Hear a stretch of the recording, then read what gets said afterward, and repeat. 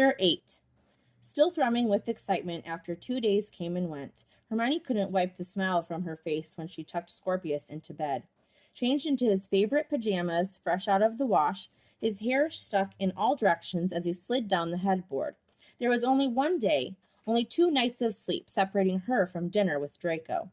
She'd been anxiously waiting all week, brimming with excitement, but that soon changed as Scorpius lifted his chin. His nails were bitten down, cracked, and he continued to pick at them. "Mum?" Hermione sat beside him, settling a hand on his legs over the blanket. "Is something wrong?" She brushed hair from his face. Her eyes dropped back down to his hand. Scorpius had very few nervous tics, but he always chewed his nails right before he came to her with a concern. She should have noticed sooner. "Do you think Draco is my dad?" A choked sound retched free, and Hermione struggled to find her voice. "Where did you hear that?" If it had been that girl in the store, she swore. "An old lady told Draco his son was cute, and we have the same hair." He twisted into his blankets, hoping flashing across his features. "Do you think—" Hermione shook her head. "No, Draco isn't your father." His face crumpled, and his nail caught on a stray thread from his blanket. "Maybe there's a chance," he murmured. "You don't remember, and what if that's why he moved here?" "You have quite the imagination," Hermione whispered, smoothing his hair down. "But it's not true. I'm sorry, Scorpius." His nod was meek. "Why isn't my dad here?" It was a question that cropped up a handful of times every year. Sometimes it was just after they'd spotted a father and son in the park near their home. Sometimes it was because he said he'd had a dream of a man who could be his father. Hermione had suspected it was only a matter of time before Scorpius posed the question again, given how attached he'd grown to Draco in such a short span of time. Just like every other time, Hermione couldn't find the correct answer. It bothered her to watch his face fall and his eyes water. All she wanted to do was make it better. Small fingers curled around hers. "What if he didn't want us?" "Scorpius, that's not possible," Hermione replied. "You're everything good in this world." Lifting his head, she spotted the beginnings of tears forming in his eyes. "Can I just sleep with you tonight?" They were long past Scorpius climbing into her bed in the middle of the night, whether it was because he had a nightmare or simply because he had a crippling fear of the dark. But Hermione could admit there were times she missed those nights. "He'll never be this little again." Hermione swiped her thumb across the back of his hand. "Just for tonight, okay? Why don't you go climb into my bed and I'll be in there soon." Scorpius bobbed his head and threw off the covers. He snatched the stuffed green dragon from the bed and escaped from the room as quickly as his short legs would allow. Like he feared she might change her mind. She lingered for a moment, staring at the walls of the room, listening for Scorpius to stop rustling in her room just a short way down the corridor. Would going to dinner with Draco only spur Scorpius's optimistic thinking? The worry felt warranted, and Hermione's stomach twisted. She would just have to be sure about what she was getting into before ever explaining it to her son. Hermione nodded to herself, sighing quietly as she imagined that. Pondering there would eventually be something to explain only raised her hopes higher. The light switch was cool under her fingers as she turned the lights off, taking one last once-over of the room before gently closing the door. On Friday morning, Hermione realized with a startling clarity that she had never asked Clara if she'd mind watching Scorpius for a few extra hours on Saturday. She bit the inside of her cheek as she waited for the woman to answer the door, and when she did, Hermione almost didn't ask. "Hermione, I thought you'd be home today." "Not that I mind," she added. "I'm making cookies if you'd like to come in." She shook her head. "Actually, I meant to ask you for a favor, and it completely slipped my mind. You wouldn't happen to have plans for tomorrow evening, would you?" Aged wood creaked slightly under her weight as she shifted, and Hermione glanced at the wind chime over her head. "This is too short notice. I'm sorry. Clara smirked, and her hand shot out faster than Hermione could follow as she lightly swatted her arm with a wooden spoon. "Nonsense! You know you can ask me anything." Clasping her hands together, Hermione swallowed. "I was wondering if you would watch Scorpius for a few hours tomorrow." She waved her spoon. "Of course. Inventory already?" Hermione started. "Not exactly. I have a date." Clara's eyes snapped up to meet hers, and her reaction was comical. With Draco, Hermione finished, a wide smile stretching her lips. He asked me to dinner after he watched Scorpius this week. If you're too busy, though, we could... The spoon shot up, effectively silencing her. This date will not be rescheduled under any circumstances. What time will you drop Scorpius off? 6, if that's all right. I'd like to get ready without needing to explain where I'm going, Hermione replied. He doesn't know Draco and I are having dinner, and I'd prefer for it to stay that way. She nodded. You're right, too. And what time will you pick him up? Unless... Clara grinned wryly. Do you need an overnight visit? I can have the spare room put together in 10 minutes. Heat flooded her cheeks, and Hermione giggled openly. That won't be necessary. This time. Clara... Snickering under her breath, Clara shrugged. I'm happy for you. You deserve to have a good time, Hermione. A grand love affair, if you will. She stepped backwards off the porch, steadying herself on the railing. It's only a first date. Let's not get ahead of ourselves just yet. Though, Hermione remarked snarkily, you've thought of exactly that. You remember the way his pajamas hung low, revealing the outline of his... Thank you. Hermione ran her fingers through her hair. Am I right not to tell Scorpius? A few days ago, he asked if Draco was his father. I'm worried this will only further his thinking and raise his hopes. Clara hummed, tapping a finger against her chin. As important as it is for you to enjoy your life, you're right to protect Scorpius. I suspect you already know that. If your relationship with Draco progresses to the point of becoming something serious, you can have that conversation then. Her shoe slid across the slick grass and Hermione nodded. It's nice to hear it from someone else. Speaking of, Clara raised her chin, Draco's coming this way. You ought to not keep him waiting. I'll see you soon. With a little wave, she vanished back inside her home, and the front door closed with a faint click. A grin broke across her face, and Hermione hurried towards Draco, meeting him outside of the gate. What are you doing home? Shouldn't you be at work? Pink settled on his face, dusting the bridge of his nose and cheeks as he drew in a deep breath. They sent me home, actually. I've never been dismissed from work a day in my life. Craning her head back, Hermione stepped on the side so the sun was hidden behind him, but the harsh rays still framed his figure. Oh, what did you do? Who's to say I did anything at all? Hermione giggled. How am I to know that you didn't? I'll have you know I'm a model employee, he huffed, bracing his hands against his hips in a way that made him appear almost motherly. Draco's brows knitted together as she laughed heavily at the thought. She didn't mean to step closer to him, but she did, her body language mirroring his. The corner of her mouth twitched, and Hermione swallowed to mask another laugh. If that's true, why were you sent home? Draco pinched the bridge of his nose. I'm not inclined to tell you now, since you've wounded me so deeply. Hermione caught Clara watching them from behind a sheer curtain in her kitchen. However, will I make it up to you? Fingers trailed down her arm, skimming her wrist, and her breath caught in her throat. Draco mused quietly, and then he was against her, his shirt brushing her fingers. Maybe you'll come to dinner with me.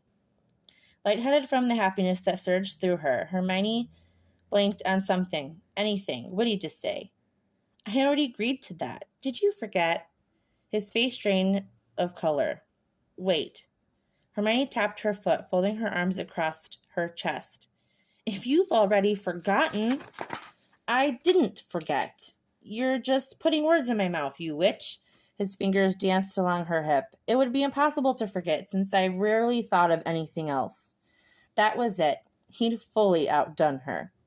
Kicking a stone into the street, Hermione caught him staring at her lips when she looked back up. Where did you come from? He blinked, pausing for a long moment. England? Technically speaking, my childhood home is in Wiltshire, but I run a flat in London with Potter. Draco walked with her as she turned, tucking his hands in his pockets. Was that more specific than you needed? She shook her head. I'm happy to learn anything you're willing to tell me. I just meant that you're too flirtatious and kind to have come from the same breed of men that I've met. Hermione missed the way his eyes darkened, choosing to stare at a rustling branch over their heads instead. Is that so? Why do you call your partner by his last name? Hermione asked, changing the subject. She never meant to bring up her past attempts at dating. It had just slipped out before she took the chance to correct herself. Draco's hand found hers, and he threaded their fingers together. Noting his hesitation, Hermione squeezed his hand, not eager to separate quite yet. They meandered along the path back to her home, and she could barely make out a crown of white blonde hair through the window. It's just a habit from our school years. He still calls me Malfoy. Interesting. Were the two of you friends during school? He blew out a hard laugh. Absolutely not.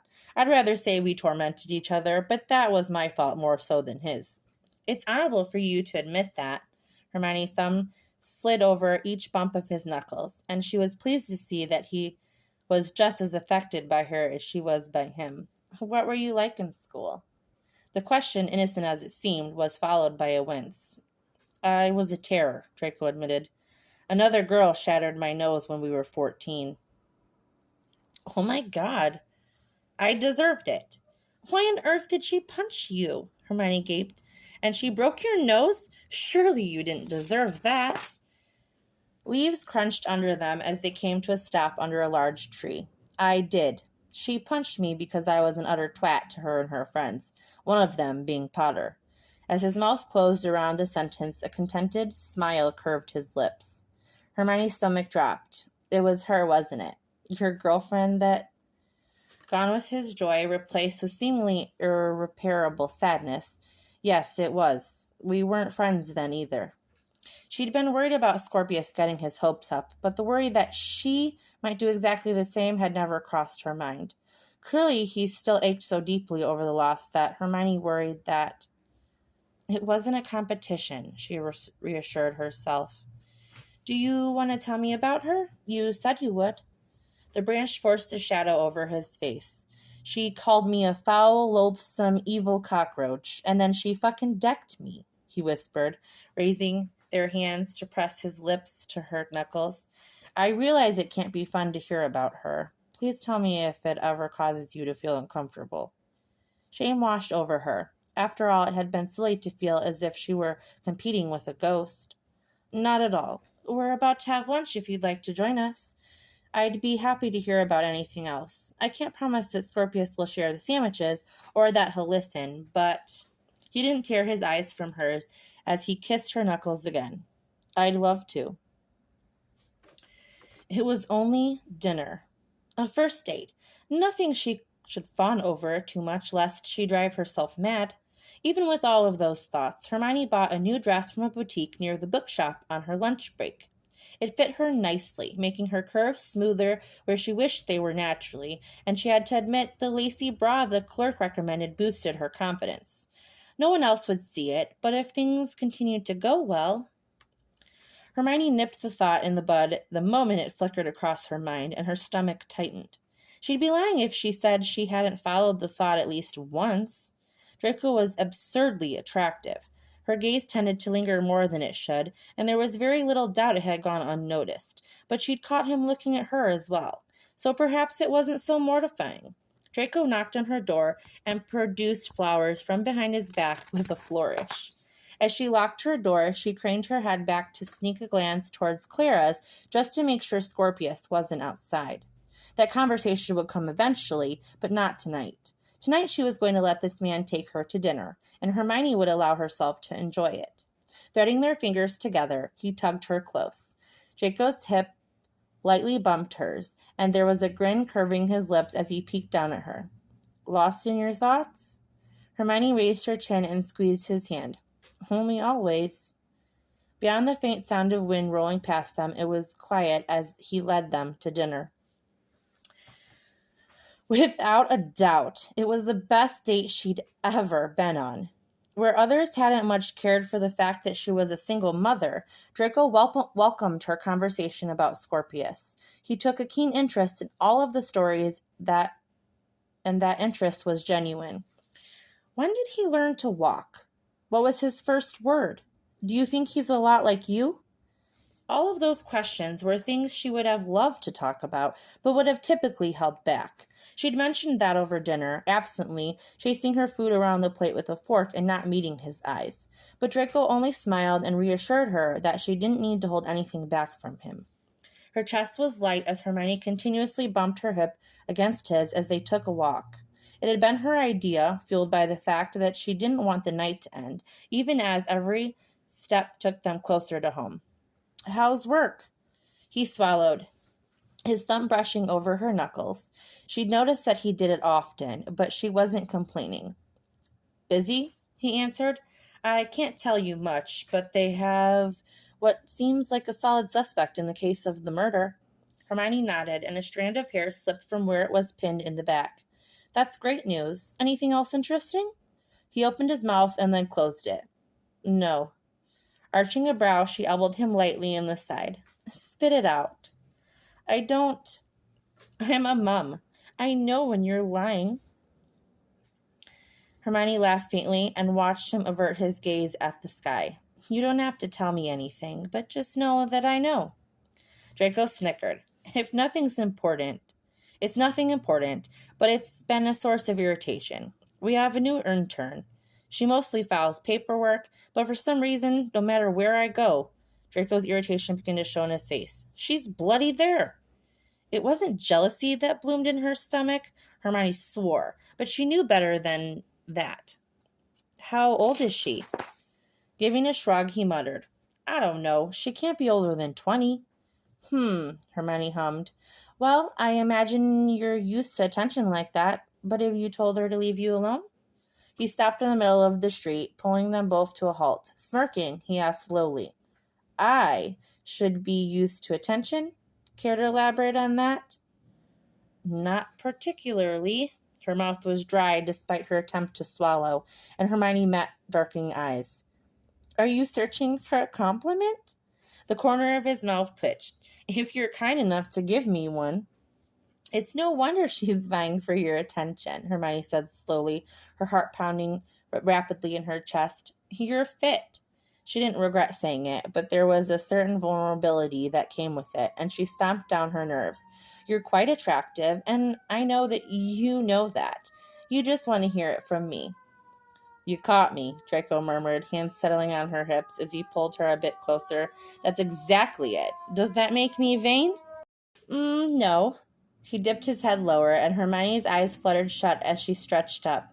Even in heels, she wasn't tall enough to completely close the gap. Draco's close proximity sent a shiver down her spine, and soft lips brushed hers. Hermione's mobile rang too loud in the middle of the street. Fumbling with her handbag while the leather strap annoyingly got in the way, she apologized. I'm so sorry. It's Scorpius. I need to... You don't have to apologize, Hermione. Draco's lips brushed the top of her hair as she pressed her mobile to her ear. Hello? Mum, when are you coming to get me? Scorpius asked, sleepiness evident in his tone. I'm bored.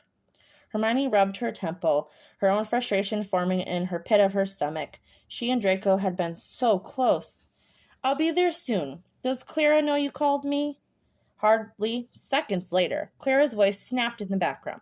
Scorpius, did you call your mother after I explicitly told you not to?